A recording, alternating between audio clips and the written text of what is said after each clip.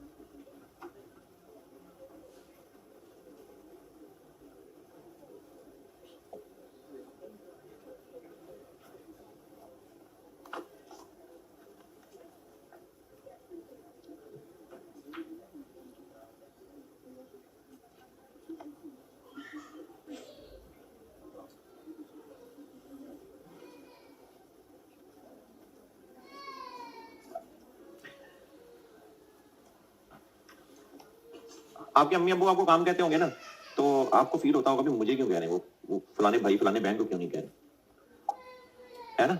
हाँ। और अगर वो आपको ही कहे जा रहे हैं, भाई ये तो नाइंसाफी है, ये क्या बात है, तो ये नहीं चलेगा। तो फिर माँ बाप से कहना चाहिए कि हमें क्यों कहे जा रहे हैं, नहीं क्यों, नाइंसाफी वाले वो बहन भाई भी हैं, कहीं से उठा के थोड़ी लाए हैं, उनके बच्चे ही हैं आप, तो क्यों आपके साथ ये ज्यादती ये जुल्म क्यों हो रहा है? क्योंकि आप छोटे हैं, है ना? तो इस जुल्म के खिलाफ तो आवाज उठनी चाहिए भाई, ये तो ऐसे तो सही नहीं है, तो माँ बाप ने माफिया बनाया हुआ है, तो है। हाँ क्या उनका, नहीं यार ये क्या बात है, वो तो उल्टा लटका देंगे, क्या बात है? तो भाई उनको कहिए कि बाकी बहन भाइयों को क्यों काम नहीं कह रहे, मैंने पढ़ना होता है, मेरी भी अपनी जिंदगी है, मेरी भी लाइफ है, तो बाकियों को क्यों काम नहीं कह रहे? बेल बजती है तो जो दरवाजा चेक करेगा वो क्यों भाई, बाकी का क्या है? उसी को वो क्यों कह देते हैं कि ये पानी पिला दो या दरवाजा खोल दो, या ये क्या बात है? काम अच्छा करते हैं, अच्छा ये भी जरूरी नहीं है, ये भी जरूरी नहीं है, फिर भी हो सकता है माँ बाप एक ही को ज्यादा काम कह रहे हो सकता है वो सही नहीं है, अच्छा बच्चा नहीं है, फिर भी शायद माँ बाप उसी को कह रहे हैं। अगर है ही एक तो फिर तो ये बात ही नहीं रही ना यार, मैं तो मल्टीपल प्रोडक्ट्स की बात कर रहा हूँ ना, तो अगर एक से ज्यादा है उनकी बात कर रहा हूं, तो फिर अगर अम्मा अब्बा आपको ही काम कहे जा रहे हैं तो फिर ये जुल्म जाती नहीं है? क्यों नहीं है भाई, है? क्या बात, क्या बता रहे हो? हाँ जी,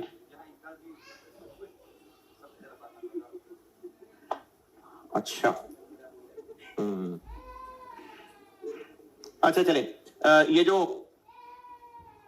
आर्टिकल्स हैं, आपने कुछ साल डेढ़ साल बाद तो मार्केट में रूल ही रहे होने आर्टिकल ढूंढने के लिए, तो ये आर्टिकल में क्या वैल्यू एडिशन हो रही होती है? 3 साढ़े 3 साल के आर्टिकल, तो क्या क्या फायदा उसका? नहीं फायदा क्या है उससे आपको? हाँ तो वो जो पढ़ाई है ना, उस पढ़ाई का जब तक प्रैक्टिकल एक्सपीरियंस नहीं है तो वो वैल्यू एडिशन उससे होती है। अच्छा अब आप उसमें अच्छी फर्म में या ऐसी फर्म जहां काम ज्यादा है वहां क्यों जाना चाहेंगे भी? है, काम ज्यादा मिलेगा क्योंकि आपको पता है उससे फायदा आपको होना है। अच्छा वो जो काम ले रहे हैं आपसे, तो फिर वहां पर भी एतराज करता कि मुझसे ही क्यों काम लिए जा रहे हैं, मैं तो बाकियों का क्या है, मुझसे ही काम लिए जा रहे हैं, तो ये सही है फिर? है ये एतराज कि नहीं मुझे ना काम लें आप, है?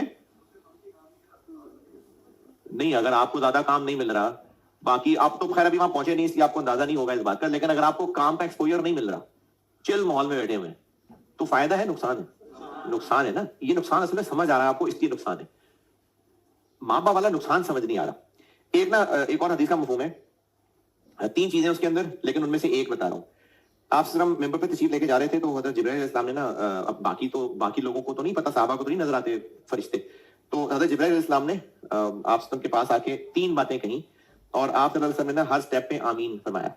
तो उनमें से एक बात यह है कि हजरत जिब्राइल अलैहिस्सलाम फरमा रहे हैं कि हलाक हो गया वो शख्स जिसने अपने वालिदैन में से दोनों या किसी एक को बुढ़ापे की हालत में पाया और वो उनकी खिदमत करके जन्नत अर्न नहीं कर सका। तो आप सल्लल्लाहु अलैहि वसल्लम फरमा रहे हैं आमीन।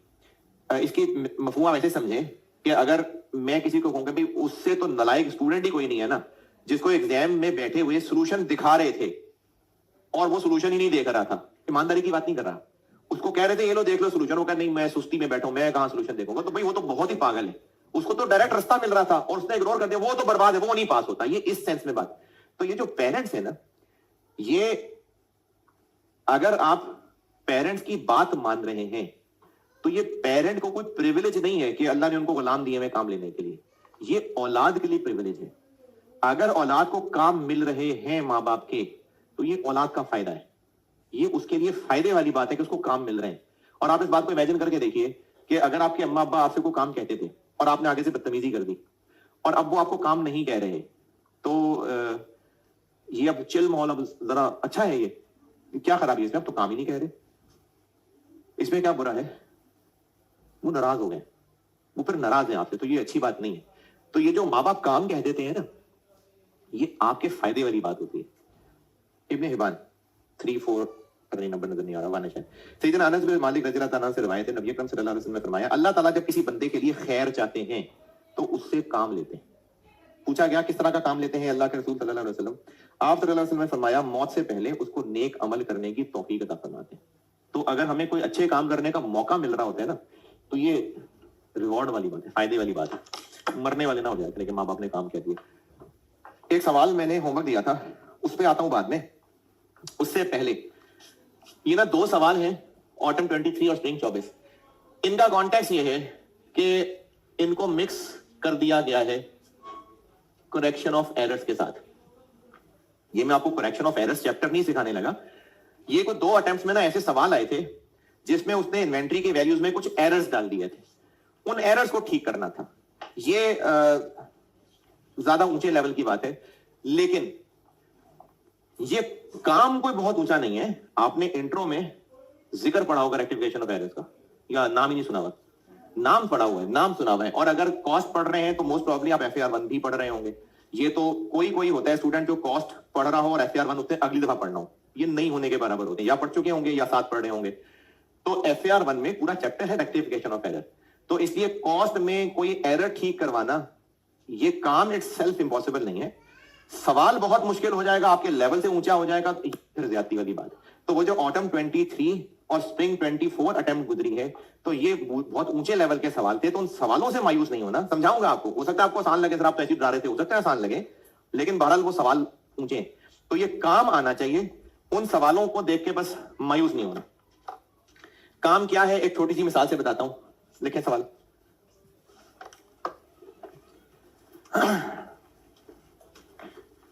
अच्छा हाँ, उससे पहले वो याद आया, और रिकॉर्डिंग वाले बच्चे ने 1-2 सवाल पूछे थे। एक तो रिकॉर्डिंग वालों को एक नसीहत मैंने पहले भी कही है ये बातें। देखो बेटे, अगर कोई बात मैंने तफसील से क्लास में समझाई है और मिसालें दे के समझाई है, और आप वही बात ग्रुप में लिख के पूछते हैं कि कोई ये बता दे, भाई आप लेक्चर दोबारा प्ले कर लो। यानी वो बात जो मैंने बोल के जेस्चर्स के साथ समझाई है, आपको वो भी लिख के समझा दे, या सर आप दोबारा बता दे, तो दोबारा लेक्चर चला लो भाई। तो जिस चीज को मैंने समझाया होता है ना, आप लेक्चर दोबारा चलाया करें, कोई मसला नहीं, आप दोबारा चलाया करें। और एक सवाल वो सामने वालों का भी हो सकता है, इसलिए बता रहा हूं। कल परसों वाले सवाल में इनफैक्ट कल परसों तरसों तीनों दिन वाले सवाल में, जो हम टेबुलर वर्किंग करें कॉस्ट कैलकुलेशन की, उस टेबल के अंदर NRV राइट डाउन डाल रहे हैं? क्यों नहीं? नहीं, क्योंकि वो जो टेबल है वो कॉस्ट की कैलकुलेशंस है, लेकिन हम NRV राइट डाउन की एंट्री क्यों कर रहे होते हैं? ताकि जो लेजर में बना इन्वेंट्री का T अकाउंट है, उसका CD वहां से ट्रायल में जाए, ट्रायल से आगे फाइनेंशियल स्टेटमेंट्स में जाए। तो ये कोई टेंशन नहीं लेनी आपने कि इन्वेंट्री का जो लेजर अकाउंट है उसका वही क्लोजिंग नजर आना चाहिए जो हमारे उस टेबल का क्लोजिंग है। जरूरी नहीं है सेम नजर आए। क्यों जरूरी नहीं है? क्योंकि वो टेबल तो है ही कॉस्ट का टेबल, और उस T अकाउंट में बैलेंस CD क्या लाना है? वो लॉर ऑफ कॉस्ट और NRV लानी। तो इसलिए ये कोई रूल नहीं है कि जर्नल, लेजर, ट्रायल, SOFP जो अकाउंटिंग सिस्टम है, इन्वेंट्री के लेजर अकाउंट का क्लोजिंग बैलेंस वही लाजमी टैली करे जो उस कॉस्टिंग वाले टेबल का क्लोजिंग है। क्यों? क्योंकि वो टेबल क्या बता रहा है? कॉस्ट्स, जबकि इन्वेंट्री अकाउंट का CD बैलेंस क्या बताना चाहिए? लॉर ऑफ कॉस्ट और NRV। तो ये दोनों में फर्क बिल्कुल होगा। अच्छा, और क्या सवाल था? और आप में से किसी को मैंने कल कहा हो क्लास पे याद कराना? कुछ नहीं। सवाल लिखिए।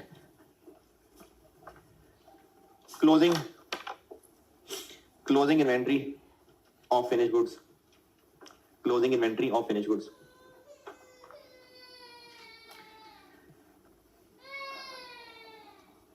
₹3 million, 3 million rupees.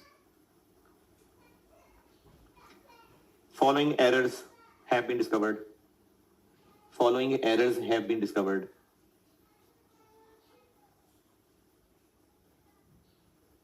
Number 1.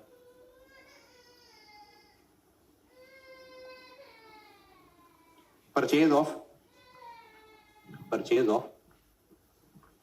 100 units. Purchase of 100 units at 45 per unit, 45 रुपए per unit,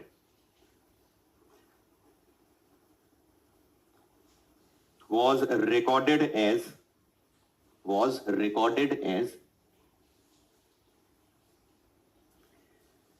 65 per unit.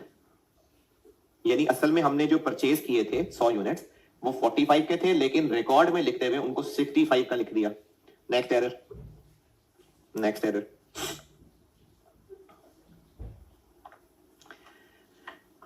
Sale of 70 units, sale of 70 units costing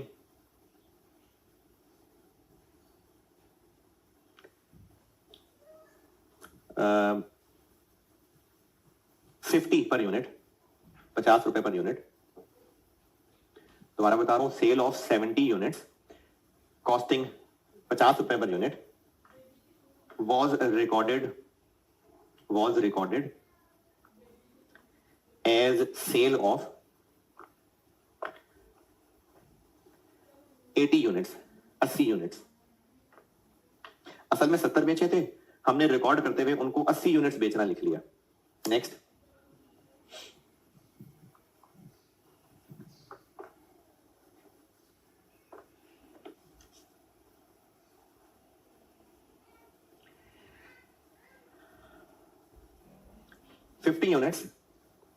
$50 units costing 50 units costing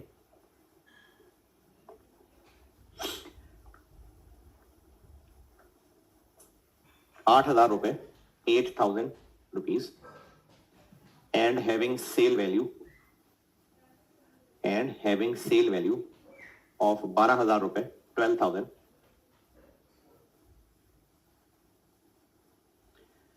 were used by owner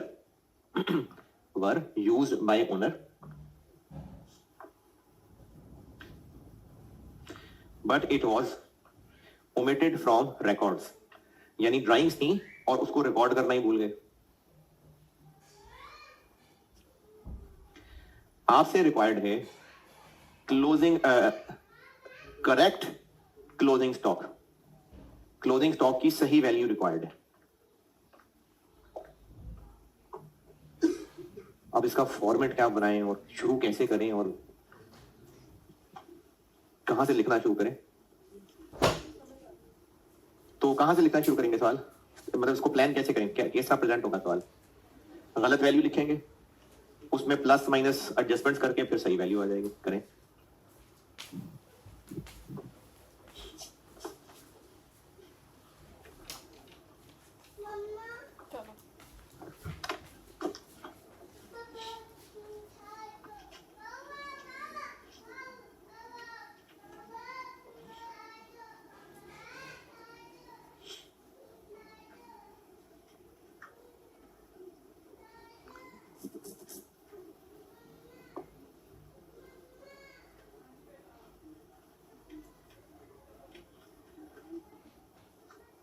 आप अगर इनकी एंट्रीज भी सोच लेंगे ना तो वो भी हेल्पफुल हो सकती है. अगर आप इनकी जनरल एंट्रीज भी सोचेंगे तो उससे भी हेल्प मिल जाएगी.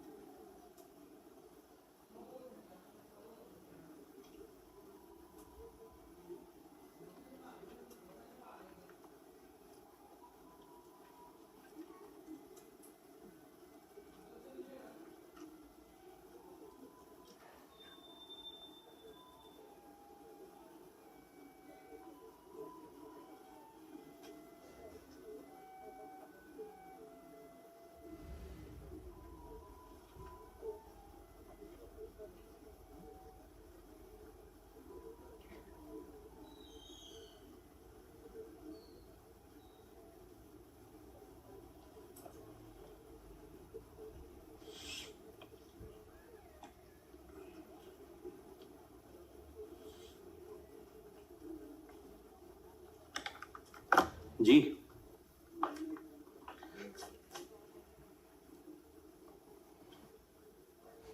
हमने सही वाली क्लोजिंग स्टॉक की वैल्यू निकालनी है, तो गिवन कितनी है? 3 मिलियन। पहला एरर क्या हुआ? परचेज ज्यादा रिकॉर्ड कर दी। तो परचेज ज्यादा रिकॉर्ड कर दी तो इन्वेंट्री ज्यादा डेबिट कर दी होगी।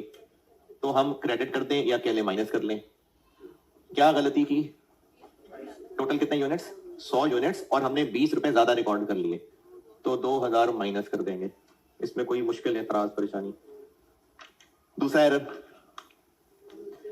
सेल ज्यादा रिकॉर्ड कर ली, कम रिकॉर्ड कर ली? ज्यादा रिकॉर्ड कर ली ना, हमने इन्वेंट्री से ज्यादा निकाल दिया, तो ऐड कर देंगे। कितने यूनिट्स? 10 यूनिट्स हमने ज्यादा रिकॉर्ड कर दिए, 50 का 500 ऐड कर देते हैं। और ड्राइंग्स रिकॉर्ड ही नहीं की, तो अब कर लेते हैं 8000। 299।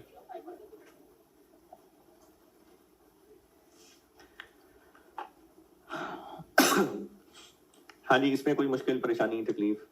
ये है असल में एरर की करेक्शन जो मैं कह रहा हूं, यानी एरर की करेक्शन इटसेल्फ टेस्ट हो जाना ये मसला नहीं है, लेकिन जो सवाल मैं आपको पास पेपर के करा रहा हूं वो जरा मुश्किल सवाल थे। आज वाला तो इतना मुश्किल नहीं था, कल वाला ज्यादा मुश्किल है जो कल कराऊंगा। इसमें बताइए, कुछ पूछना है तो चले। आप ऑटम 23 पढ़ लीजिए। ऑटम 23।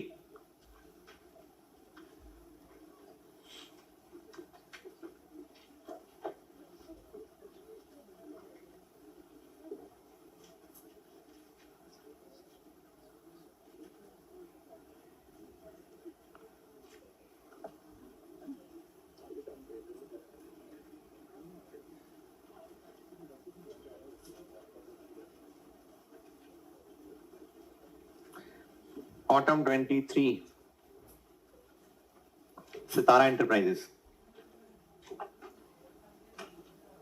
ये क्वेश्चन नंबर 2 होगा शायद, पुरानी है तो क्वेश्चन 1 होगा।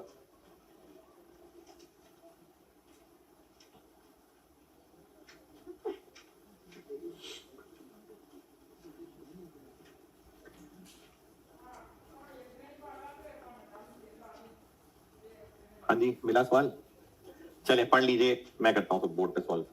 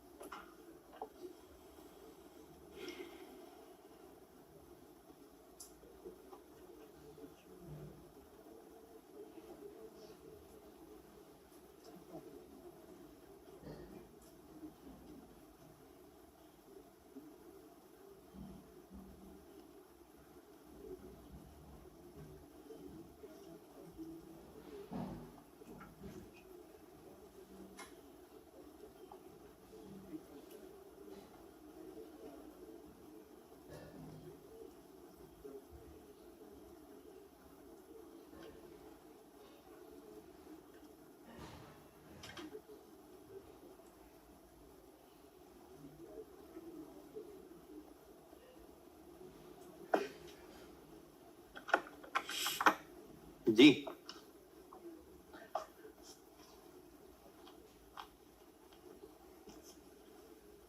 सवाल पढ़ने को कहता हूं ना तो पूरा पढ़ा करो ना यार, सुस्ती ना किया करें।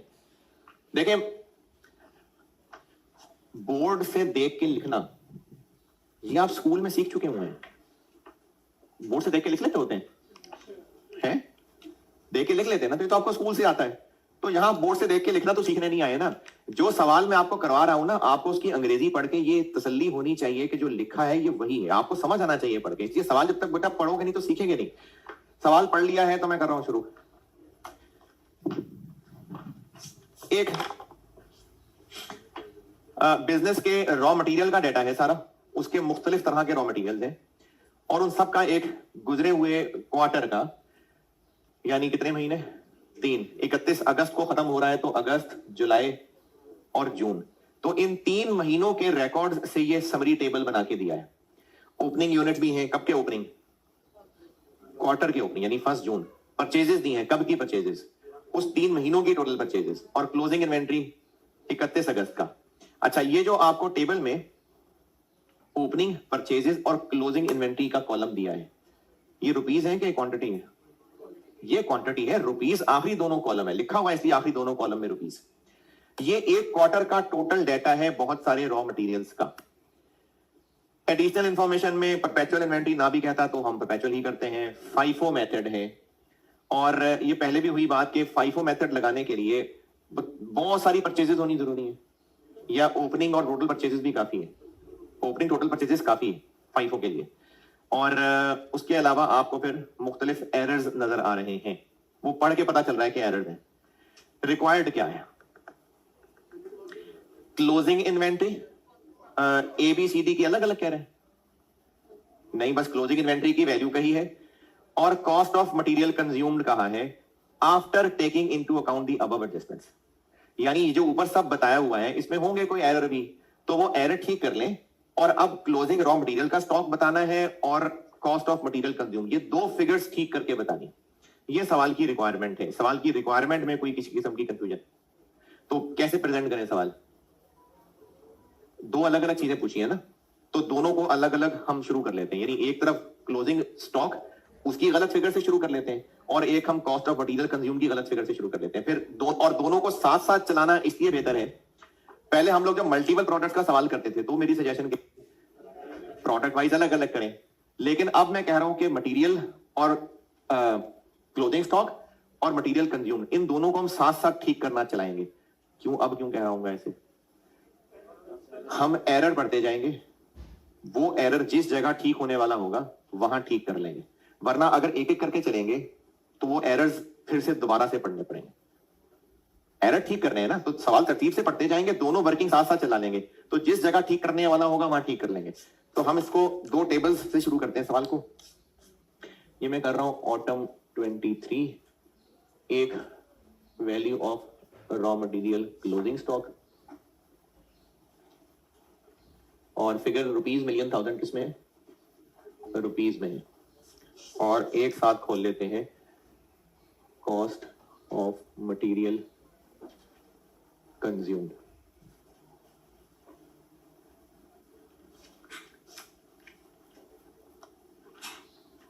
ये दोनों चीजें साथ खोल लें, और स्टार्ट कहां से करें, जो गलत फिगर है, तो ये फिगर दी हुई है गलत वाली, क्लोजिंग रॉ मटेरियल दिया कहां है, पॉइंट नंबर 2 के अंदर ओपनिंग भी दिया हुआ है, क्लोजिंग भी दिया हुआ है। क्लोजिंग कितना, 157000000, और मटेरियल कंज्यूम भी दिया हुआ है, कहां, मटेरियल कंज्यूम किधर है, क्योंकि वो कह रहा है सही करके बताएं तो वो गलत वाला भी तो बताए ना। ये किधर है मटेरियल कंज्यूम्ड, खुद निकालना पड़ेगा, तो कहां है, हम कहां टेबल बनाते फिर, कैसे निकालें। आपको ओपनिंग भी दिया हुआ है, क्लोजिंग भी दिया हुआ है, और ऊपर टेबल का आखिरी कॉलम परचेजेस भी दी हुई है, तो ओपनिंग रॉ मटेरियल कितना है, 10.25, परचेजेस कितनी है, ऊपर टेबल में आ रही है 54.25, क्लोजिंग कितना है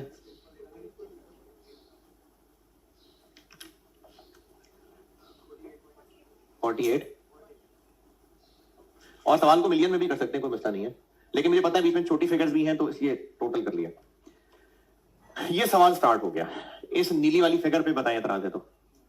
अब ये सवाल स्टार्ट हो गया, हमने इन गलत गिवन फिगर से शुरू करना है और जो जो एरर है वो ठीक करते जाने हैं। और वो एरर ठीक करते हुए आप चाहे डबल एंट्री सोच लें, उससे भी हेल्प मिल सकती है, या वैसे ही प्लस माइनस कम ज्यादा सोच लें तो उससे भी हेल्प मिल जाएगी। इन दो फिगर्स में पूछें, बताएं कुछ पूछना है। चले, टेबल में हमें नजर क्या आ रहा है? टेबल में मटेरियल्स हैं, उनकी क्वांटिटी आ रही है, ओपनिंग भी है, परचेज भी है, क्लोजिंग भी है, लेकिन पर केजी रेट उसने सिर्फ परचेज का बताया हुआ है। तो और किसका बताना था? ओपनिंग का भी ना, क्योंकि फाइफो है तो फिर ओपनिंग और परचेजेस इन दोनों में से शायद बचे हों, लेकिन खैर उसका भी कोई ना कोई हल है। अगर सवाल पढ़ा है तो उसके लिए भी हिंट मौजूद है सवाल में। पॉइंट नंबर 4 से उसका हिंट मिल जाएगा। पॉइंट 4 में उन्होंने कहा हुआ है कि 1 जून से सप्लायर ने प्राइसेस बढ़ा ली थी। अच्छा, अब यहां पर एक कॉमन सेंस की बात अज्यूम करना चाह रहा था, लेकिन तसल्ली के लिए पूछ लेता हूं। ये जो ऊपर टेबल में आपको परचेज प्राइस दी हुई है, सेकंड लास्ट कॉलम, ये वो बढ़ी हुई है या इनको बढ़ाना है? अभी बढ़ी हुई है, क्योंकि परचेज प्राइस दी है आपको और वो कह रहा है ये बढ़ी हुई है, तो ये बढ़ी हुई वाली प्राइसेस है। अच्छा, टेबल में क्वांटिटीज आ गई, प्राइस आ गई, परचेजेस आ गई, ठीक है। पॉइंट नंबर 1 परपेचुअल सिस्टम है और 5 है, ठीक है जी। पॉइंट 2 ओपनिंग क्लोजिंग स्टॉक कर लिया। पॉइंट 3 इसमें शायद क्या कहना चाह रहा है? वो जो आपको एनआरवी राइट डाउन की एंट्रीज बताई थी, वो कह रहा है कि आपने उसको एफओएच की बजाय पीएनएल में डेबिट करना, ये कहना चाह रहा है। एनआरबी की या वो जो मटेरियल लॉस्ट की एंट्री होती है रॉ मटेरियल में, या तो एफओएच कंट्रोल में डेबिट होता है या पीएनएल में, तो ये कह रहा है वो पीएनएल में करना है।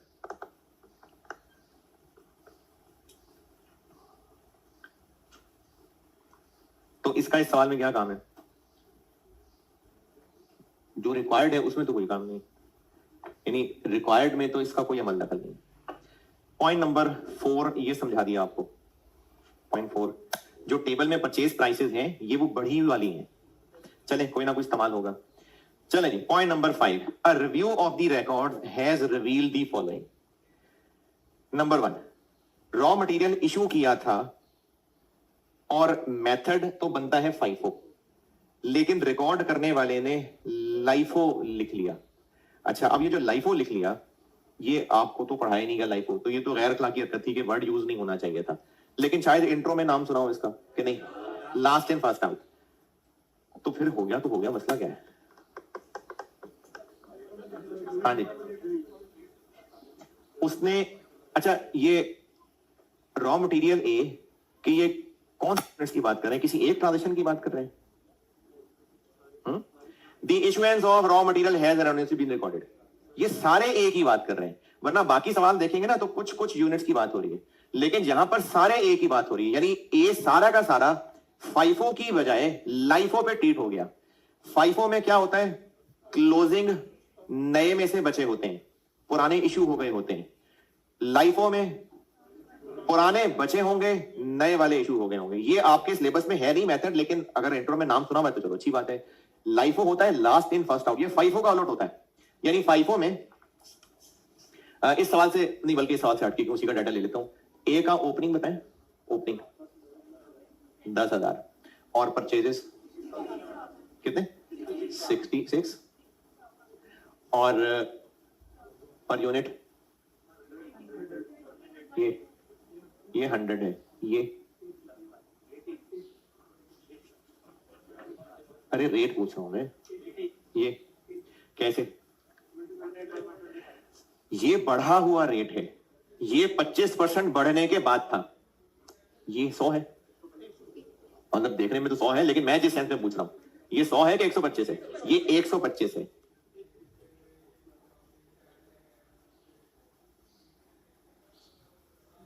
तो पहले कितना था? 80।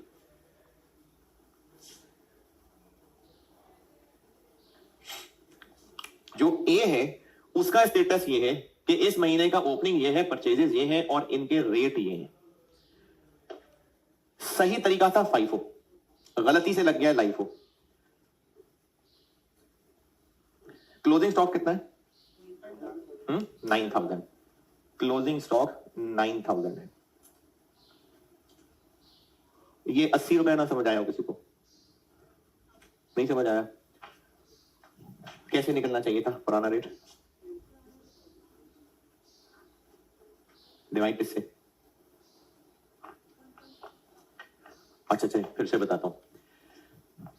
जो परचेजेस का रेट टेबल में आ रहा है, ये इस क्वार्टर में खरीदी गई चीजों का रेट है या ओपनिंग का है? कैसे पता भाई? कहा भाई परचेजेस उसका रेट है और उसका टोटल है, तो ये परचेजेस हैं। तो ये परचेजेस का रेट दिया हुआ है जो इस क्वार्टर में खरीदी गई, और सप्लायर ने इस क्वार्टर में प्राइसेस बढ़ा ली थी या नहीं बढ़ाई। तो ये जो परचेजेस वाला पर यूनिट रेट दिया हुआ है, ये महंगा वाला है कि सस्ता वाला है? ये महंगा वाला है। कितना महंगा? जितना पहले रेट था उससे 25% महंगा हो गया हुआ है। तो ये रेट 125 है, तो पुराना रेट निकला है। अच्छा, अब पिक्चर ये है, होना क्या चाहिए था और हुआ क्या? FIFO, ये 9 किस में से बचे होने चाहिए थे? इनमें से। और हुआ क्या है? इसमें से बचे। और ये 9 है ना, तो ये इसके अंदर पूरे पूरे हो रहे हैं। वरना अगर ये 12 होते, अगर ये 12,000 होते तो होना चाहिए क्या? वो 12 के 12 ये वाले होने चाहिए। और लाइफो से रिजल्ट क्या निकला कि 10 वो वाले और 2 ये वाले। तो ये फैक्ट्स हैं। और होना चाहिए क्या था कि इन 9,000 की सही क्लोजिंग वैल्यूएशन इस पे होनी चाहिए थी, और हुई इस पे। अच्छा, चूंकि मैं साथ ये भी ठीक करने लगा हूं, तो साथ में उसकी बात भी कर लेता हूं। FIFO में ये कंज्यूम हो चुके होने चाहिए थे, लेकिन लाइफो लगने की वजह से ये कंजम्पशन शो हो रहे हैं, वो नहीं। तो करेक्ट क्लोजिंग बनना चाहिए था 9,000 यूनिट्स, 100 वाले 9 लाख, लेकिन रॉन्ग क्लोजिंग बन गया 9,080 वाले। तो अब हम क्या करें? क्लोजिंग स्टॉक को बढ़ा देते हैं।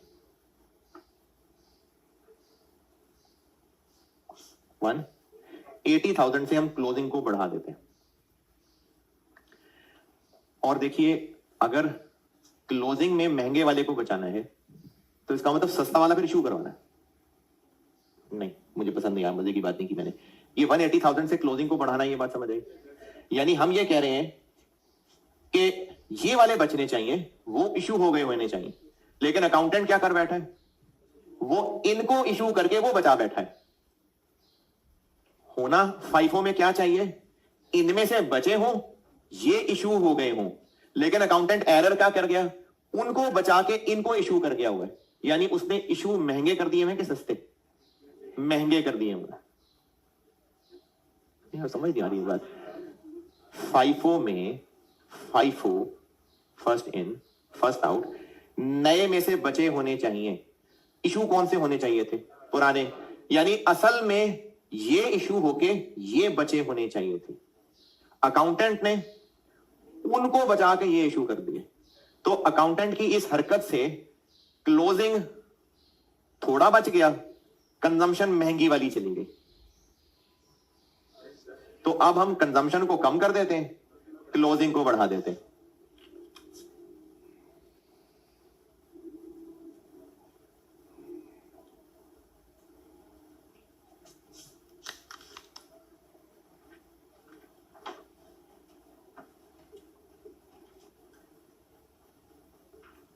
क्लोजिंग स्टॉक को बढ़ा देते हैं और इसको कम कर देते हैं।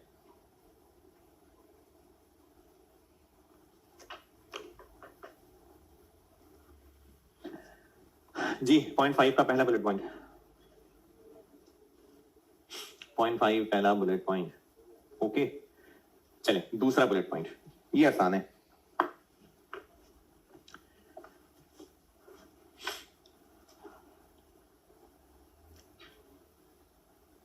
मटेरियल बी इशू हुआ था असल में, लेकिन अकाउंटेंट ने रिकॉर्ड करते हुए समझा कि सी इशू हुआ है।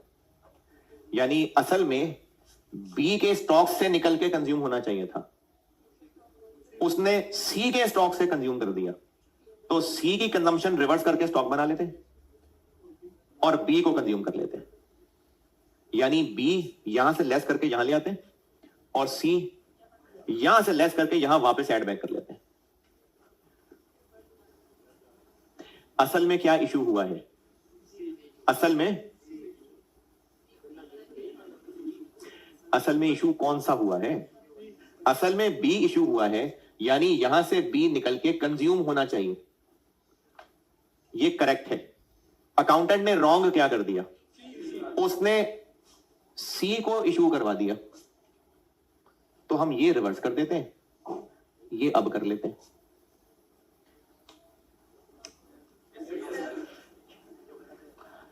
बी इशू हुआ, अकाउंटेंट ने रिकॉर्ड नहीं किया, तो बी का इशू अब रिकॉर्ड कर लेते हैं, ये ठीक है।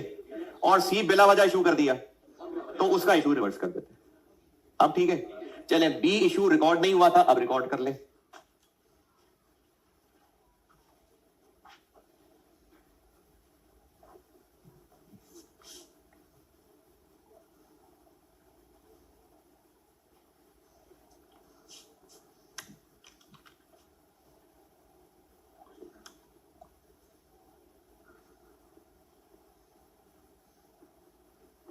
और जो सी इशू हो गया था वो रिवर्स कर देते हैं।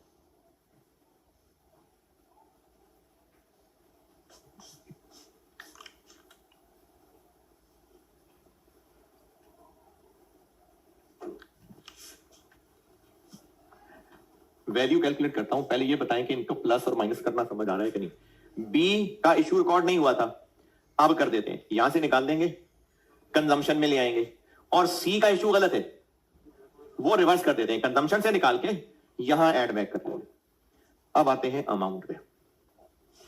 पहले आसान सी की बात करते हैं। पहले सी का ओपनिंग स्टॉक नहीं था, सी का ओपनिंग नहीं था, तो ये तो थे ही सारे नए वाले। कौन से रेट वाले?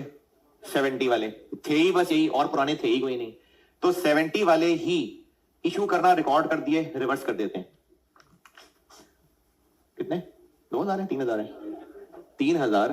70 वाले रिकॉर्ड हो गए थे, रिवर्स कर देते हैं, यहां स्टॉक में वापस ले आते हैं 2,10,000,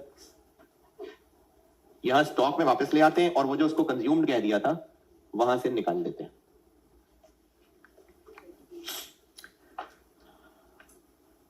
हाँ जी, सब बी के जो 2000 इशू हुए उनको रिकॉर्ड ही नहीं किया, अब कर लेते हैं। कौन से रेट वाले? ओपनिंग वाले कि नए वाले? ओपनिंग वाले, ओपनिंग वाले, नए वाले। क्यों नए वाले? समझ नहीं आई।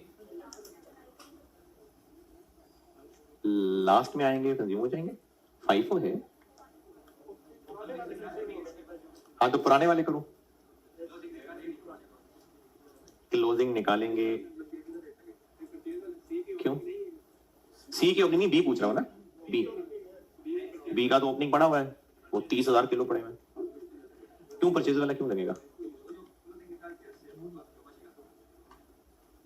नहीं, मैं बात नहीं समझा, दोबारा बताइए, बताइए निकाल के। क्या ओपनिंग कितने थे बी के? 30,000 किलो। परचेज कितने थे? 3,15,000। और इनका रेट कितना? 80।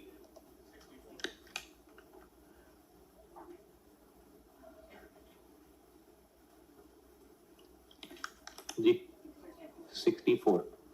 तो बी के 3,000 किलो इशू किए जो रिकॉर्ड नहीं किए, तो वो मैं पूछ रहा हूं कि उसको अब रिकॉर्ड कर लें, तो 80 वाले के 64 वाले? अच्छा, क्यों 80 वाले? 5 है तो 5 है तो पुराने इशू होने चाहिए ना। अरे लाइफो नहीं यूज किया हुआ था, वो सिर्फ ए का मसला था। ये लाइफो वाली बात सिर्फ ए के लिए लिखी हुई है। नहीं यार, नहीं पढ़े, दोबारा पढ़े पॉइंट। लाइफो वाली बात सिर्फ ए के लिए है, बी सी डी ई के लिए नहीं है, सिर्फ ए के लिए लाइफो वाला मसला है। तो LIFO is not the reason. क्यों नहीं? तो क्या पता ये 3000 वो शुरू में इशू हुए थे। हाँ हाँ, अच्छा 64 क्यों भाई? हाँ तो 64 का रेट लेंगे।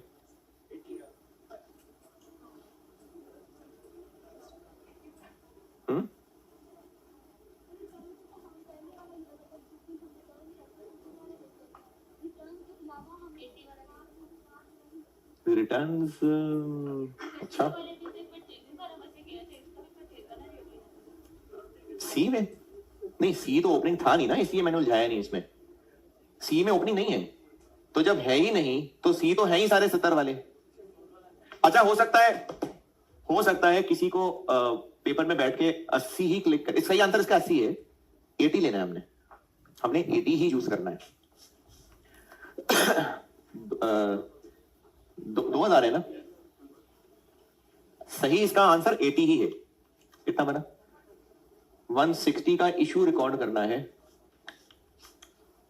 तो यहां आ जाए। सही जवाब 80 रुपए ही है। तो किसी को उस वक्त जहन में या अभी भी जो लोग 80 कह रहे हैं, तो सही है, जवाब 80 है। लेकिन इस पे इतनी डिटेल डिस्कशन इसलिए खोल दी मैंने कि 64 भी तो किसी के जहन में आ सकता है ना, आ रहा है ना। हाँ तो 64 क्यों नहीं जी?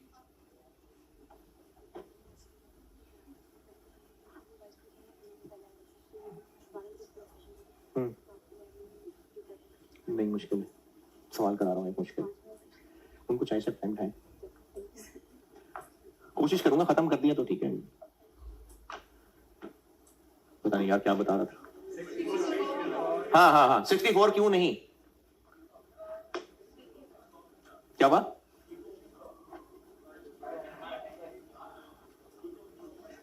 तो इसलिए 64 लगना चाहिए। अरे बी कह रहा हूं ना यार, सी पे पुराना इसलिए नहीं लगाया था क्योंकि उसका पुराना कोई था नहीं ना। अरे तो इसलिए क्योंकि पुराना था नहीं। हाँ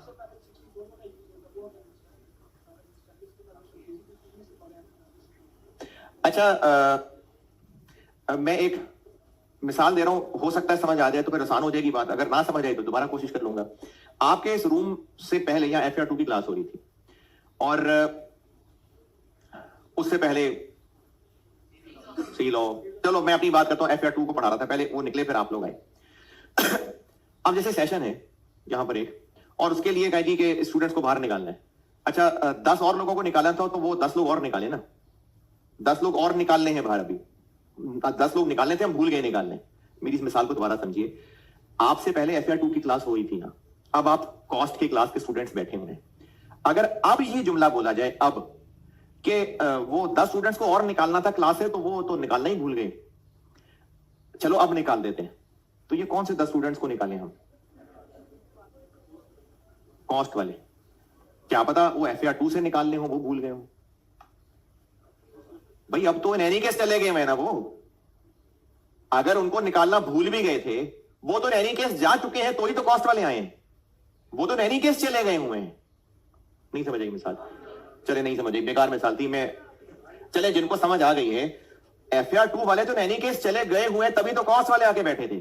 तो अगर 10 उनमें से निकालने थे भाई, वो तो वैसे ही चले गए हैं, तो फिर इनमें से 10 और निकालने होंगे। क्लोजिंग स्टॉक कितना रह गया है? कितना? 48,000। 48,000। अगर हमने 2000 किलो नहीं भी निकाले थे इनमें से, तो भाई बाद में निकल गए होंगे। इतना सा तो रह गया क्लोजिंग स्टॉक, क्या वो अभी तक पड़े आ रहे होंगे? ये 48,000 किलो किनमें से हैं? इनमें से ही है ना।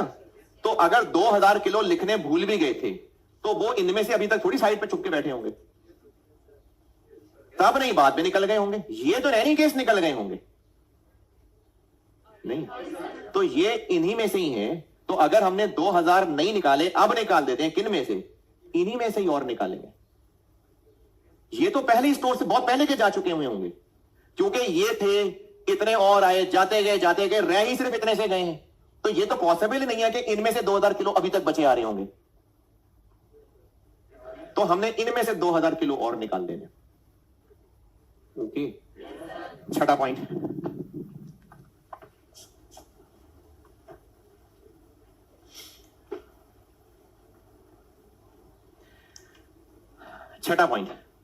छठे पॉइंट में कहा हुआ है physical stock check at quarter end has identified the following, यानी अब जब फिजिकल गिनती की तो फॉलोइंग और पता चला। पहला bullet point, material D 800 kilo गायब है, किधर गया, चोरी हो गया, तो हमें फिजिकल स्टॉक पे जाके पता चला, यानी इसको रिकॉर्ड नहीं किया हुआ ना, तभी तो फिजिकल काउंट पे पता चला जाके, तो कर ले 800 चोरी करा दें, क्या करें, यहां से निकाल देते हैं।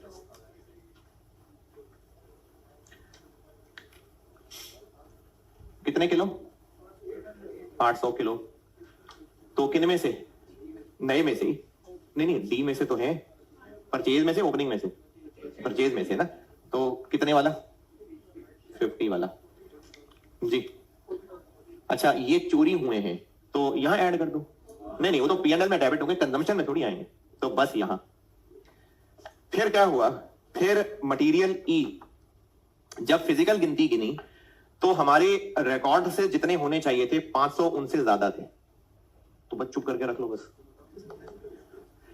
इसकी वजह देखनी पड़ेगी, वजह यह पता चली कि 500 जो ज्यादा नजर आ रहे हैं, तो 200 तो वाकई ज्यादा है, सप्लायर गलती से रख गया है, वो तो वापस ही करने पड़ेंगे ना, तो उनको हम अपनी चीज मान लें, वो तो वैसे ही वो गलती से रख गया, हम वापस कर देंगे। 300 हैं जो हमने खरीदे थे और उनको रिकॉर्ड नहीं किया, तो अब कर लें।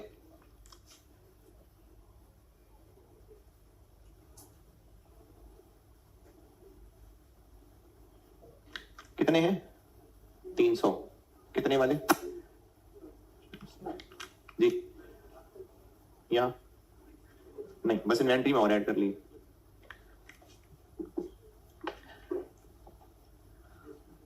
हम्म, 200 यूनिट सप्लायर गलती से हमारे पास रख गया, तो दिल की कम्युनिटी तो यह है कि बस रख ले, लेकिन अच्छा तरीका क्या है, उसको वापस करें, तो उसको रिकॉर्ड थोड़ी करेंगे, वो तो गलती से हमारे पास रखवा गया तो वापस ले जाएगा, रिकॉर्ड हम क्यों करें, हमारा है ही नहीं ना वो, नहीं, हाँ हमने तो उसको रिकॉर्ड ही नहीं किया हुआ ना, इसलिए लेस नहीं करेंगे। अगर कहते हैं कि वो गलती से परचेज रिकॉर्ड कर ली लेकिन हमारे वो है ही नहीं, फिर लेस कर देते। कैसे पता रिकॉर्ड नहीं किया? अच्छा हाँ, बाकी भी सुने, एक सवाल ये है कि ठीक है ये 200 हमारे नहीं है, तो क्या पता वो रिकॉर्ड कर लिए होते तो फिर उनको निकाल देना। कैसे पता रिकॉर्ड नहीं किए? क्योंकि लिखा हुआ है कि एक्सेस आ रहे थे। किससे एक्सेस आ रहे थे? रिकॉर्ड से। तो रिकॉर्ड नहीं किए थे तभी तो फालतू पड़े लग रहे थे, तो इनको हमने रिकॉर्ड नहीं किया, करना भी नहीं चाहिए था। लास्ट पॉइंट, अच्छा इस लास्ट पॉइंट, लास्ट है, खत्म हो गया सारा, मतलब लास्ट है ना, इससे ऊपर सारा खत्म हो गया। लास्ट पॉइंट, ये जो लास्ट पॉइंट है ना, इसको अगर ऐसे ऐसे दिमाग चल गया तो फिर ये जल्दी से हो जाएगा। कोई अगर थोड़ा गहरा सोचने बैठा तो थोड़ी मुश्किल हो जाएगी। तो मैं पहले जल्दी जल्दी भी कराता हूं, फिर गहरा भी कराता हूं। जल्दी जल्दी वाली बात यह है कि ये जो एफ के 400 यूनिट्स हैं, रॉ मटेरियल है, हमारे पास पड़े हुए हैं, इनको अगर हम रिपेयर करा लें तो क्या खर्चा होगा? पहले मैं ऐसे ऐसे वाला बता रहा हूं, ठीक है, फिर गहरे वाला बताऊंगा। इन 400 यूनिट्स को अगर ठीक करा लें तो क्या होगा? 3000 खर्च होगा। तो एक तरफ है हमारा 3000 खर्च होना, और दूसरा हल क्या है कि हम इन 400 को, यार अभी और नहीं रखना लाके, हम इन 400 को एज इट इज बेच दें। कितने के बेचेंगे? 8000। लेकिन चाहिए तो है ना, चाहिए तो है ना, रिपेयर क्यों करा रहे हैं? क्योंकि चाहिए, तो चाहिए तो है। एक उनको हासिल करने का एक हल यह है कि रिपेयर करा ले, और दूसरा हल कि बेच दें। ये क्या बात हुई भाई? या तो रिपेयर करा लें या फिर बेच दें, ये क्या अल्टरनेटिव हुआ? रिपेयर करा के क्या करना है? रॉ मटेरियल है ना, यूज करना है, तो बेच के क्या यूज करना है? बेच के नया लेंगे। ये है ना कंपैरिजन भाई, ये कंपैरिजन है ना, ये थोड़ी कि अच्छा या तो रिपेयर कर लो या बेच दो। ये क्या कंपैरिजन हुआ? हमने रिपेयर करना है क्योंकि यूज करना है, तो बेच के यूज थोड़ी होना है। तो फिर बेचने को इसके साथ कंपेयर क्यों कर रहे हैं? बेचें और नए ले लें। तो बेचेंगे तो 8 मिल जाएगा और फिर 12 के खरीदेंगे, 12 कहां से आया? वो ऊपर देखें, 30 रुपए का मिलता है एक, तो 400 नए खरीदेंगे तो 12,000 के। तो या तो हम इतना खर्च कर देंगे या हम इतना खर्च करके इतना ले लेंगे। तो क्या करेंगे फिर हम ये करेंगे, यानी ये हमारा एक खर्चा होगा। तो इन्वेंट्री में से ये माइनस करूं कि ये माइनस करूं? ये माइनस करूं।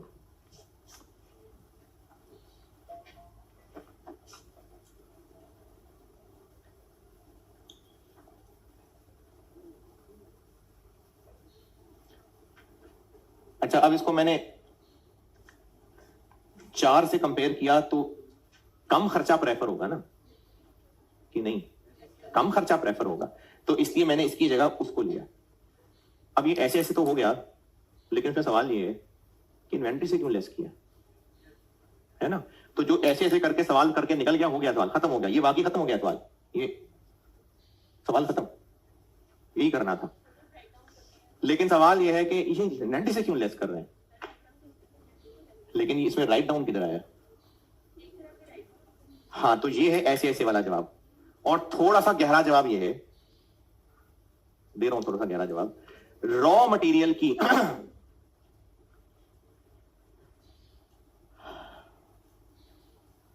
एनआरवी क्या होती है?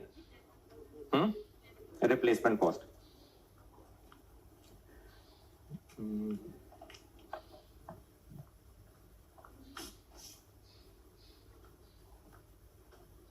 चली गई, पूछो, 5 मिनट ले लूंगी, रहने दो।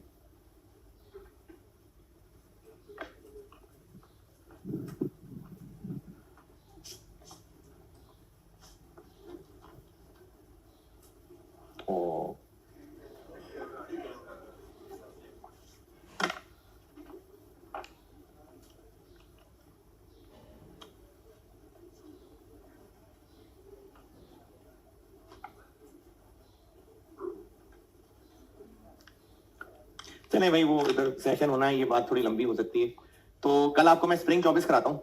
और ये खत्म हो गया सवाल, ये कंप्लीट हो गया है, ये कंप्लीट है। सिर्फ इसकी एक गहरी रीजन बतानी है, वो कल बता के तो स्प्रिंग 24 कराऊंगा, और बस कल फिर ये इन्वेंट्री खत्म। और आपका यही सवाल होमवर्क है, ये आपने करना है, तो मैंने किया। ठीक है, अल्लाह हाफिज।